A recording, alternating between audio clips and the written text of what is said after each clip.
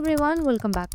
In this video, we will explore the process of setting up authorized signatories on the invoices with Odoo 18. This features that adds an extra layer of professionalism and legal validity onto your invoices, enhancing your company image and ensuring the compliances. To configure this feature, you can just navigate into the accounting module. From there, head into the configuration settings and we can find a section called Customer Invoices. We just need to enable the authorized signatories on the invoices to enhance the authenticity and add a signature to your invoice. Under the legal signatory, you can find all the available employees. I would like to get the signature of the employee Mark Demo. So once this is done, we have to add the signature for this employee. So you can save the changes that you have made. In order to set the signature for the employee, you can just move on to the general settings of Odoo. So here you can find the general settings where you can just manage with the users. So here you can find the user that is Mark Demo, and here you just need to ensure that the user is internal user. As Mark Demo is an internal user, we can ensure that he is the employee of the company. Now, as you just move on to the preferences, here you can find a field called digital signature where you can just manage the signature.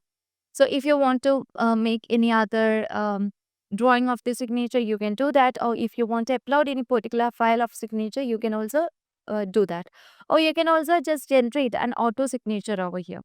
And afterwards, you can just adopt the signature. And afterwards, you can close the changes. Close the wizard. Now, let's log out from Michelle Admin. Michelle Admin is the administrator. And we are just going to log in as Demo. And the demo is just going to create an invoice over here for the customer. So we can just move on to the accounting tab, and under the customer invoices, we can choose the new button in order to create a new invoice where I'll be choosing the customer as Azure Interior, and let's fill out the details of the product. So I would like to choose a product that is the customizable desk over here. Now let's confirm this invoice so that the invoice will be moving from the draft state to the posted state. Now we just need to view the legal validity that is added onto the invoice.